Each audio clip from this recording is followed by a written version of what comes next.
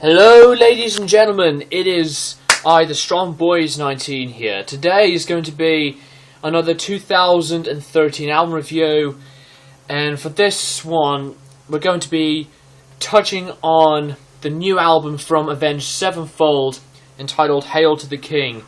Now, I've seen a couple of reviewers that have reviewed this album already, like Cover Killer Nation and Chainsaw Gears 12. The Album Man, and just a few bunch of others. So, yeah, now before I jump right into it, I've never been a massive fan of this band. I mean, I do like a couple of their songs here and there, but, as a whole, I'm not a big fan of them. So, when they are releasing their new album, Hail to the King, before it came out, I was quite a bit worried, because I've heard of the song "Hail to the King," which is the hit single, and to me, I really didn't like it that much. I mean, it can be a grower to some people, but I just really cannot dig it. It's quite boring, to be honest, to my opinion, but it's catchy, especially the chorus. But the whole song in general, just all of it, is just not to my enjoyment. So the whole album was free to listen to on the iTunes store, and that's where I listened to the whole album from there. And to be quite honest with you guys, I was actually very surprised. I think this is a very unique, yet different, enjoyable album from this band. And this is their 6th full-length album, and this is basically known as their first to not feature the Rev Sullivan, Jimmy the Rev Sullivan, whatever, who passed away at the age of 29, and from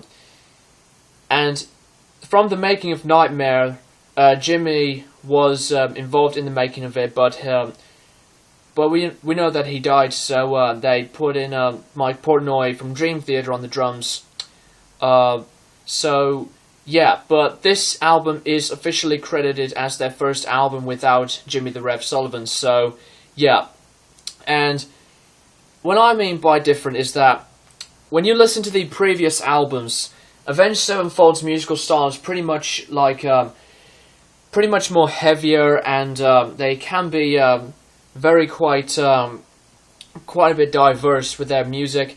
But with this album, as quoted by a few of the members, that this album is very much like a combination of influenced classic rock and metal, with some examples like Led Zeppelin and Black Sabbath, to be honest. And I can really understand what they're trying to do with this album, and they've really done it by a lot of these songs in this album. So yeah, it's just definitely an album that really took me by surprise. And yeah, now there's pretty much a lot of really enjoyable songs on this album that are just very unique. And the artwork on this album, though, the old artwork, for me, I really am not a big fan of. The old artwork, to be honest, I really just hate it. I think it's just garbage. But the newer artwork that we have now is just pretty much nothing special. It's just half of the band's logo, infamous skull with wings logo on the front cover, with the dark background and the Hail to the King on different colours. But so yeah, and if you haven't checked out this album, and you should just try it out, because as we know that some bands can try out do something really quite different than just playing the same stuff. It's like with Slipknot and the Rolling Stones, the Beatles, and there was just loads of other bands that are involved in this whole work of experimentation and just modifying their newest style of music and sound. So yeah, there's still some songs on here that are really quite similar. Like one of the songs is similar to Sad But True, and Sad But True from Metallica, and it's pretty much very similar to the old school sound of some classic rock and metal stuff.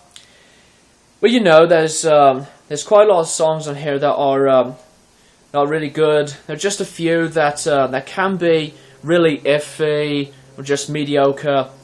But I can remember some of the songs I ended up really liking. For songs like the opening track of Shepherd of Fire, there was Doing Time, This Means War, and Crimson Day, Heretic, Acid Rain.